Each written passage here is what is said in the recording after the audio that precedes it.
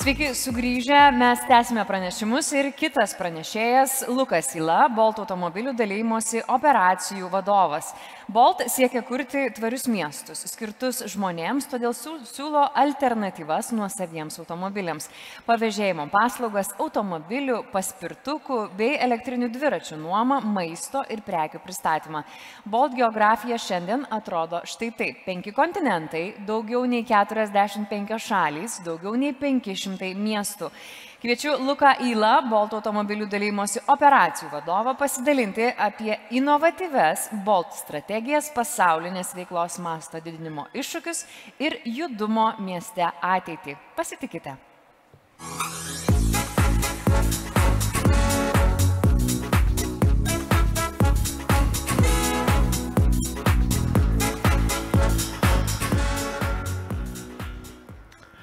Sveiki. Prieš pradedant pranešimą norėčiau pirmiausia susidaryti įspūdį, kiek dalyvių konferencijos atvyko su nuosavu automobiliu, kiek atvyko su galbūt automobilių dalymosi paslauga ir kiek galbūt atvyko dviračių, paspirtukų ar pavėžėjimo paslauga. Tai prieš pradedant kalbėti apie Bolt mobilumo viziją, norėčiau, kad visi atliktume tokį trumpą pratimą. Suprantu, kad po pertraukos sugrįžom ir tam, kad vėl įsivažiuoti, reikia šiek tiek pasportuoti. Tai kas atvyko iš auditorijos į šią konferenciją su paspirtuku šiandien? Ne kokia pradžia. Kas iš auditorijos atvyko šiandien su automobilių dalymosi paslauga į konferenciją? Ten matau, gale daugiau yra. Berods norėjot kelt rangas, bet kažkaip pabijojot, tai kelkit drąsiau. Ir kas atvyko su nuosavu automobiliu? Žinokit, man atrodo, aš ne tai auditorijai šiandien skaitysiu pranešimą arba galbūt kaip tik tai. Tai kalbant apie ateities mobilumą, pirmiausia pasižiūrėkime, kaip atrodo mobilumas šiandien. Tai Europoje šiai dienai turime beveik 250 nuosavų automobilių. Tai reiškia, kad 2 Europos gyventojams turime 1 nuosavą automobilį. Beveik pusė populiacijos turi nuosavą automobilį. Tai yra nežmoniškas skaičius, didžiuliai motorizacijos skaičiai visoje Europoje. Kaip atrodo vidutinis Europos automobilis, tai jeigu dažnai galvojame, kad čia tik tai pas mus Lietuvoje daug tų dar senų automobilių, reikia juos visus pakeisti naujais. Iš tiesų, jeigu pasižiūrėsime vidutinį Europos automobilį, jis šiandien yra 12 metų senumo ir kas blogiausia, kad tas 12 metų senumo vidutinis automobilis yra ne kokio kito variklio, bet būtent dizelio. Tai jeigu pasižiūrėsime, šiandienai vis dar Europoje dominuoja dizelinis variklis, ir vidutinis automobiliaus amžiaus yra 12 metų. Maža to, kad jau ir taip turime labai daug automobilių, tai yra 250 milijonų nuosavų automobilių, kiekvienais metais automobilių kiekis nuolatos didėja. Tai kiekvienais metais Europoje 100 gyventojų parduodami bent 2 nauji automobiliai. Jeigu pasižiūrėsime, kaip atrodo miestų mobilumas, tai privatus transportas šiai dienai vis dar sudaro didžiausią dalį viso miesto mobilumo. Ir jeigu pasižiūrėsime į pavienius miestus, netgi Vokietijoje, daugelėje didžiųjų miestų, metropolių, mes matome tas pačias tendencijas. Ir atlikus apklausas yra aišku, kad žmonės renkasi nuosavą automobilį, dėl to, kad su juo dažnu atveju šiai dienai vis dar pasiekė savo galutinį kelionės tikslą greičiau ir patogiau. Skaičiai rodo, žmonės myli nuosavus automobilius. Ne tik, kad jais naudojasi, bet juos myli. Daugelis jų netgi skiria vardus nuosaviems automobiliams. Tai statistika rodo, kad net 56% amerikiečių duoda vardus savo automobiliams ir juos laiko bene šeimos nariais. Kiek šiandien auditorijoje turime konferencijos dalyvių, kurie yra skiria vardą savo nuosavam automobiliui? Gaila. Bet panašu, kad net ir daugiau nei tų, kurie naudojasi paspirtukais ar atvyko su automobilių dalymosi paslauga į konferenciją. Ir jeigu jūs galvojate, kad čia tik amerikiečiai tokie pakvaišę ir laiko automobilius savo šeimos nariais, tai iš tiesų dalis amerikiečių taip myli tuos nuosavus automobilius, kad juos net ir įsimyli. Tai jeigu nueitumėt ir internete pabandytumėt surasti istoriją, tai yra tikras įvykis, apie kurį rašė New York Post, kad vienas vyrukas netgi įsimylėjo su savo Chevy 98 metų. Ir jeigu sakysite, Lukai, na čia tu mums rodai išskirtinius atvejus, čia tik tai Amerikoje taip gali būti, mes europiečiai esame visiškai kitokie, tai toli gražu. Net Eltonas Johnas viešai buvo prisipažinęs GQ žurnalui, kad turėjo meilės nuotykį su savo Bentley Continental. Kalbant apie mūsų viziją, mes manome, kad nuosavų automobilių šiai dienai Europoje yra šiek tiek per daug. Bolt vizija, mes norėtume matyti miestus žmonėms, ne nuosaviems automobiliams. Kodėl? Nes tiesiog nuolant augant populiacijai ir kartu su populiacija didėjant nuosavų automobilių kiekiui, tų automobilių pasidaro per daug ir šiai dienai turime kuo puikiausių alternatyvų, kurios sugeba užkeisti nuosavą automobilį, būti ženkliai patogesnės ir netgi ekonomiškesnės. Čia matote konkretų pavyzdį, tai yra viena iš pėsčiųjų alėjų Londone, nuotrauka daryta 2022 metais. Ir šalia matote juodai baltą nuotrauką, kurioje matote, kaip ta gatvė atrodė 1970 metais. Tai matome, vienoje nuotraukoje matome gatvę pilną nuosavų automobilių, kitoje nuotraukoje matome pėsčiųjų alėją, kur matome kavinės, matome staliukus ir tikrai gyvą gatvę. Kalbant apie Bolt viziją, pagaliau mes suteikiame mobilumą tokio, kokio reikia kiekvieno poreikiams.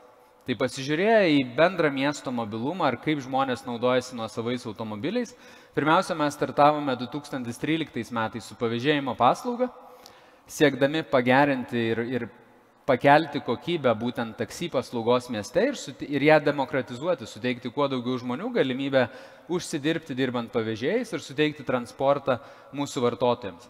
Vėliau paleidome mikromobilumo paslaugą, tai būtų elektriniai paspirtukai, elektriniai dviračiai, kuriais naudojasi šiai dienai bene 100 skirtingų Europos miestų. Ir prieš keletą metų mes paleidome automobilių dalymosi paslaugą. Kodėl? Nes Taline atlikome vartotojų apklausą ir sakome, Taline galima gauti nemokamą viešąjį transportą visiems Talino gyventojams. Pavėžėjimo paslauga atvyksta per 2 minutės bet kur bebūtum Taline. Paspirtukų ir elektrinių dviračių turime tikrai pakankamai, bet vis dar matome, kad Talinas pirmauja Europoje pagal nuosavų automobilių kiekį 1000 gyventojų. Atsakymas buvo labai paprastas. Mieste aš galiu judėti su visom alternatyvom, bet kai savaitgalį man reikia važiuoti į savo namelį užmiestyje, kuris yra miškuose, tada man reikia nuosavo automobilio. Ir šiai dienai aš neturiu patogios alternatyvos, kuri leistų man jaustis, tarsi aš vis dar turiu nuosavą automobilį, bet naudotis jo tik tai savaitgaliais. Atlikę šią paslaugą, pristatome automobilių dalymosi paslaugą ir šiai dienai Boltas nėra vien tik tai pavėžėjimo paslauga ir vien tik tai elektriniai paspirtukai. Šiai dienai mes žiūrime į save kaip į mobilumo ekosistemą. Tai turime pavėžėjimo paslaugą, turime savo nuomos skyrių, kuriame teikiame elektrinių paspirtukų, elektrinių dviračių ar automobilių dalymosi paslaugas ir taip pat teikiame maisto pristatymo paslaugą. Ir iš esmės žiūrime į tai, kaip pagerinti ir suaktyvinti miesto mobilumą mieste. Šiai dienai mūsų paslaugą naudojasi 150 milijonų gyventojų visame pasaulyje. Teikiame paslaugą 500 miestų ir 45 valstybėse ir turime daugiau nei 4000 darbuotojų. Kaip minėjau, automobilių dalymosi paslaugą startavome prieš šiek tiek daugiau nei 2 metus ir šiai dienai jau veikiame Estijoje, Latvijoje, Lietuvoje ir Vokietijoje. Kuo yra ypatinga Vokietija ar Berlynas, tai kad būtent Berlynas yra tituluojamas Europos automobilių dalymosi sostinė ar lygiai taip pat Vokietija. Tai jeigu turime turbūt netoli 100 000 automobilių dalymosi paslaugos automobilių visoje Europoje, Berlyne yra bent 30–40% visų šios paslaugos automobilių. Šiai dienai Bolt Drive paslaugoje turime netoli 5000 dalymosi paslaugos automobilių ir esame sparčiausiai Europoje auganti automobilių dalymosi paslauga. Kodėl tai yra aktualu ir kodėl mes manome, kad viskas, kas galėtų būti išrasta, jau beveik yra išrasta. Ko reikia pasiekti, tiesiog suteikti patogesnę alternatyvą žmonėms pakeisti nuosavą automobilį. Mes netikime, kad vien tik tai viešasis transportas ar vien tik tai automobilių dalymosi paslauga ar paspirtukai ar dviračiai ar galbūt pavėžėjimo paslauga suteiks tą patogią alternatyvą. Mes tikime, kad patogi alternatyva yra vartotojui gauti tokį transportą, kokio jam reikia šiandien, tada, kada jam reikia ir tiek, kiek jisai yra pasiruošęs mokėti ir pasirinkti savo patogiausią ir patraukliausią alternatyvą. Kodėl dar tai yra svarbu? Nesikartosiu tų pačių lozungų, kuriuos turbūt girdėjote ir kuriuos daugelis panašių paslaugų sako, kad mieste mes greitai nebeturėsime vietos, jeigu taip stipriai augs populiacija, tai žmonėm nebebus vietos, ką jau kalbėti apie automobilius, kad tai yra neefektyvu, neekonomiška ir apskritai miesto žemę galima būtų išnaudoti ženkliai efektyviau, negu kad skirti ją didžiuliams parkingo plotams. Ta mes jau žinome. Ir tas pokytis jau vyksta. Kodėl tai yra aktualu Bolt nuomonė? Dėl to, kad mes manome, kad toks transportas gali būti net ir saugesnis. Tai su nuosavu automobiliu kiekvienas galime važiuoti tokiu greičiu, kokiu norime. Ir yra daryta statistika, kad vienas iš pagrindinių eismo įvykių kaltininkų tai būtent yra nepasirinktas saugus greitis. Lygiai su ta pačia problema susidūrėme ir Bolt ir turbūt kiekvienas matėte žiniasklaidos plačiai eskaluojamas nuotraukas skirtingų automobilių dalymosi paslaugų, rodant, žiūrėkit, įvyko eismo įvykis, vėl karšėringo paslaugos automobilis. Susidaro įspūdis, kad tik karšėringo paslaugos automobiliai sukelia eismo įvykius mieste. Mes į tai nusprendėme pasižiūrėti kaip technologijų organizacija ir nusprendėme sekti būtent vairuotojo pasirinktą vairavimo greitį ir jeigu jis yra pasirinktas nesaugus ar vairuotojas viršyje nustatytą mieste greičio limitą, mes komunikuojame ir įspėjame. Siunčiame pranešimus. Ilgainiui surinkus tam tikrą kiekį pranešimų, toks vartotojas yra užblokuojamas ir apskritai praranda galimybę naudotis automobilių dalymosi paslaugą.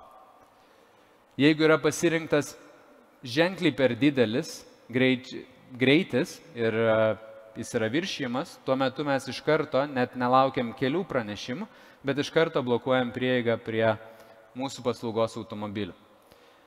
Kiekvienas karšėringo paslaugos automobilis iš esmės galėtų būti greičio matuoklis mieste. Tai įsivaizduokime, kiek valstybė ar miestui reikia investuoti tam, kad sukurti įvairiausius greičio matuoklius, kai tą galima padaryti labai lengvai bendradarbiaujant su mumis ir užtikrinant, kad visi vairuotojai, kurie naudojasi mūsų dalymosi paslaugą, jie neviršytų greičio. To rezultatas, ką mes pamatėme savo paslaugoje, tai 17% mažiau greičio viršijimo įvykių. Kita technologija, kurią nusprendėme testuoti, tai video registratoriai sujungti su mūsų IoT įrenginiu, kuris yra instaliuotas kiekviename automobilė. Tai leidžia mums valdyti, atrakinti, užrakinti, matyti automobilio lokaciją ir kitus parametrus. Kaip veikia šis video registratorius? Jisai nuolatos filmuoja, kas vyksta kelyje. Ir ilgainiui įvykus tam tikram įvykiui, tai bumptelėjimas, staigus greičio viršijimas, kažkoks staigus posūkis, tuo metu mūsų IoT siunčia signalą video registratorius iškerpa 10-20 sekundžių filmuką, jį siunčia į debesį ir tada mūsų komanda gali realiu laiku matyti ir stebėti, kokie krenta filmukai ir kas įvyko kelyje. Kuo tai yra aktualu? Tai pirmiausia yra suteikiamas saugumas mūsų vartotojams, nes jeigu jūs pakliūsite į eismo įvykį, labai aišku, kas buvo kaltininkas. Su kuo susidūrėme, kad dažnai vairuotojas patekęs į eismo įvykį net pilnai nežino, ar čia jo kaltė ar ne jo, ir jeigu susidūrė su agresyvisniu vairuotoju, kuris sako, ne, čia tavo kaltė, ką tu čia aiškini? Tuo metu pasirašo taip, mano kaltė ir prisijema atsakomybę už eismo įvykį. Su šiuo video registratoriu ir visa informacija, kurią mes gauname, galime aiškiai matyti, kad iš tikrųjų buvo kito vairuotojo kaltė ir prašyti draudimo perskaičiuoti ir peržiūrėti tą situaciją. Ir tai yra lygiai taip pat naudinga informacija miestams, kada mes galime parodyti, kur yra mieste įvairios duobės ar avaringi ruožai, ateiti pas miestą ir sakyti, žiūrėkit, šioje sankryžoje konkrečiai reikėtų daryti tam tikrus pakeitimus, dėl to, kad mes matome, kad tai yra eismo įvykių kiekis, matome, kiek yra avaringų situacijų įvykę būtent toje sankryžoje. Daugelis mūsų paslaugos vartotojų dažnai netgi galvoja, ką čia jie mato, nieko jie nemato. Galima pasiimti carsharing automobilį ir važiuoti bet kaip, daryti bet ką ir niekas to nepamatys. Toli gražu, kaip ir minėjau, kiekvienas paslaugos automobilis turi integruotą IoT įrenginį, kuris leidžia matyti kas sekundę, kur yra automobilis, koks yra jo vairavimo greitis ir kaip tas automobilis yra vairuojamas. Ir ekrane matote kelis pavyzdžius, tai būtent iškritus pirmajam sniegui, kiekvienais metais pamatome kelis gudročius, kurie nusprendžia patikrinti, kokios mūsų padangos ir kaip gerai gali automobiliai driftinti ant šviežiai iškritusio sniego. Visi tokie vairuotojai labai greitai pastebimi mūsų sistemų, gauna pranešimą, gauna nuotrauką, kaip atrodo jo kelionė ir iš karto suspenduojami naudotis mūsų paslaugą. Vėlgi, gerinamas saugumas kelyje, nes turime suprasti, kad ne tik neatsakingai pasirinktas vairavimo greitis ar neatsakingas elgesys kelyje, tai ne tik daro riziką būtent pačiam vairuotojui, bet ir kitiems eismo dalyviams. Ir čia keletas pavyzdžių, kaip būtent atrodo video registratoriaus atsiųstas video filmukas.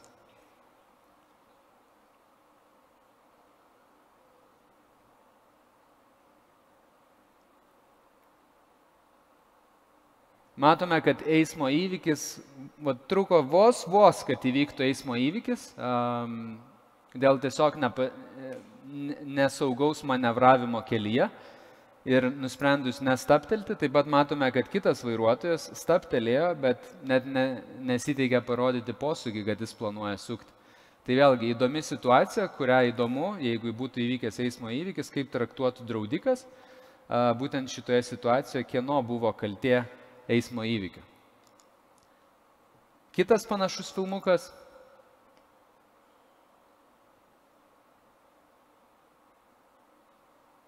Nepanašu, kad buvo eismo įvykio rizika, nepanašu, kad įvyko eismo įvykis, bet klausimas auditorijai, ką matėte šiame video filmuke, kas įvyko? Negirdžiu, kas įvyko? Taip, šiuo atveju vairuotojas nusprendė nesivadovauti kelių eismo taisyklėmis ir pasukti, būtent degant raudonam šviesoforo signalui. Tai įvairūs tokie video reportažai nuolatos skrenda į mūsų debesį, kur mūsų komanda gali peržiūrėti ir vėliau įsivertinti, koks yra avaringumas vairuotojo, komunikuoti su vairuotoju ir pranešti, kad kitą kartą reikėtų sekti kelių eismo taisyklės, nes tokiu atveju įvykus eismo įvykiui, kada buvo pažeistos kelių eismo taisyklės, šiuo atveju negaliotų Bolt apsauga nuo eismo įvykio ir vairuotojui pačiam tektų padengti eismo žalą padarytą mūsų automobiliui. Koks to rezultatas? Tai jeigu prieš pradėdami savo veiklą ar pradėję savo veiklą neturėjome tokių įrankių, ir mūsų atlikta analizė rodė, kad 0,02 visų kelionių, kurios yra atliekamos su carsharing automobiliais, atsitinka eismo įvykiai ar įvairūs automobilio apgadinimai. Įgyvendinus visas šias priemonės matome dvigubai didesnį rezultatą. Tai šiandien vos 0,01 visų mūsų kelionių iš tikrųjų su mūsų automobiliais atsitinka eismo įvykiai. Atsižvelgiant į tai, kad automobilių kiekis būtent lyginamais laikotarpiais augo 3 kartus ir kelionių kiekis lygiai taip pat augo 3 kartus. Tai šiandien mes labai daug kalbame apie vidaus degimo variklių automobilius, labai daug kalbame apie elektromobilius, taip pat kalbame apie savaeigius automobilius, galvodami, kad kažkuri iš šių technologijų išspręs mūsų problemas.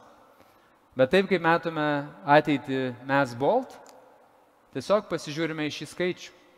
ir sakome, kad jeigu Europoje šiai dienai turime 250 automobilių, nuosavų automobilių, ir juos visus užkeisime elektromobiliais, tai nelabai pasieksime kažkokio progreso.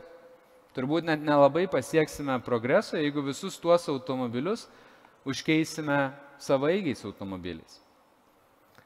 Mūsų nuomonė, tam, kad iš tikrųjų pasiekti tam tikrą progresą, reikėtų pirmiausia galvoti, kaip sumažinti nuosavų automobilių kiekį mieste. Ir čia mes padarėme savo skaičiavimus. Tai tam, kad sumažinti nuosavų automobilių kiekį mieste bent 1%, kaip galvojate, kiek reikėtų automobilių dalymosi paslaugos automobilių Europoje? Matau, ten gale kažkas kelia ranką ir labai nori atsakyti. Kiek? 10 000?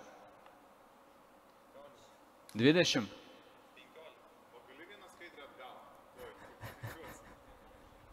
Negudraukit, auditorija, negudraukit. Girdžiu didžiausias skaičius, kurį išgirdau iš visų spėliojimų, tai yra 15 000 automobilių dalymosi paslaugos automobilių Europoje. Tai mūsų skaičiavimas yra labai paprastas, kad vienas carsharingo paslaugos automobilis gali užkeisti iki 8 nuosavų automobilių ir tam, kad pasiekti tikslą, užkeisti bent 1% nuosavų automobilių, šiai dienai Europoje turėtų važinėti 300 000 automobilių dalymosi paslaugos automobilių.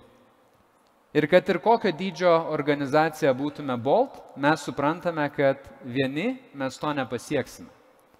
Dėl to Bolt vizija yra būti mobilumo sistema, mobilumo platforma, kurioje galima būtų rasti ne tik tai Bolt mobilumo paslaugas, bet tuo pačiu ateityje ir viešąjį transportą, galbūt traukinius, galbūt netgi lėktuvo bilietus, galbūt privačių žmonių automobilius, ar tiesiog atverti platformą lygiai taip pat kitiems mobilumo operatoriams, pajungti savo paslaugas į mūsų aplikaciją ir parduoti jas mūsų vartotojams. Užbaigiant, kaip galėtų atrodyti apskritai mobilumo ateitis ir šiek tiek pafantazuoti, tai testavome vieną produktą Portugalijoje, tai buvo skraidantis kilimas. Tai pabaigai galbūt taip atrodys mobilumo ateitis, kada kažkada skraidysime tiesiog skraidančiais kilimais. Ačiū.